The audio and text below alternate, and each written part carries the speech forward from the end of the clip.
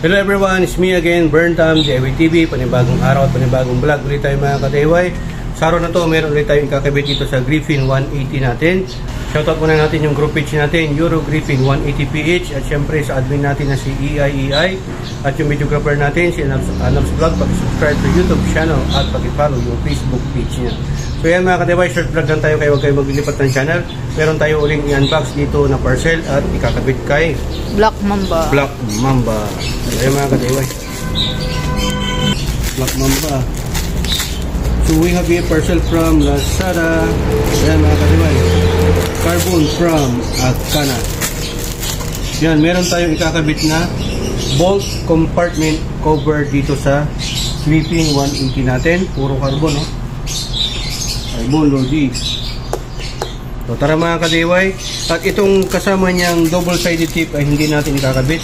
Meron tayong sariling 3M na original para mas makapit. So yan, bago nyo po ikabit o lagyan ng double-sided tape, dapat lagyan nyo ng napunasan nyo ng alcohol or basang-basahan para matanggal yung oily, yung oil, yung grease, dirt para mas makapit. Okay? Para hindi malaglag. Sayang naman. Yung link kung saan store ko binili, lagay ko na lang po sa description below. Lagyan natin pa ganyan. Okay? So buksan natin. So, ganyan. Meron naman yung nabibiling yung buo nito. Tatanggalin mo lang naman tong screw dito na dalawa mga ka-DIY, tapos matatanggal na to. Kaya lang ito kasi wala po siyang lagayan ng screw. Okay? So ang gagawin natin ay didikitan lang natin ng 3M. So ganyan po siya. Yan, so sa pagtatanggal, dalawang tornilyo lang to. Doon.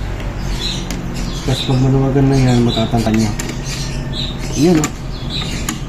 So ganyan po yung itsura niya. Okay? Yan. Ha? So ganyan po yung itsura niya mga ka-DIY pagka tinanggalan na po natin ng balat yung double-sided tape na nilagay natin. So yan, pupusturan na po natin. Yan, dito lang sa mga gilid-gilid ang nilagay natin para hindi siya maumbok. Yan. Hindi na natin ito nilagyan mga ka-DIY. So ganyan po yung itsura niya.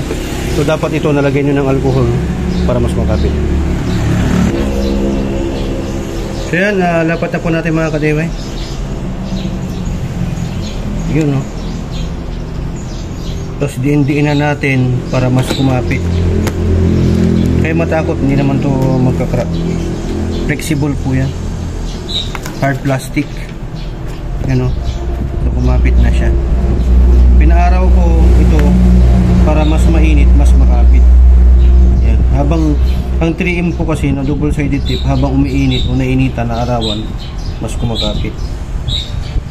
Okay? So yan, lagay na natin. Yan, lagay na po natin. Yun, no? May guide po ito mga ka-DIY. Yun. Pag kumapit na yung guide, ito, ito natin lagay. Screw. Yan, ganito lang po kasimple yan.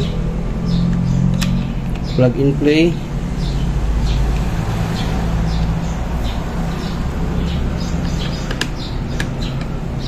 Sure na nakalapad din yung parang clip niya dito. Yun. Okay na. Yan, ganyan ang isura niya mga ka-DIY. So ayan mga ka-DIY, sundan yung proseso na pinagawa natin. Simple lang po yan, wala naman po kayong bubutasan. At dito sa HPT, natuto ko na, nakatipid ka pa. Dahil sa HPT, sharing is caring. So yan, maraming salamat. To God be the glory, Burntam. Signing off.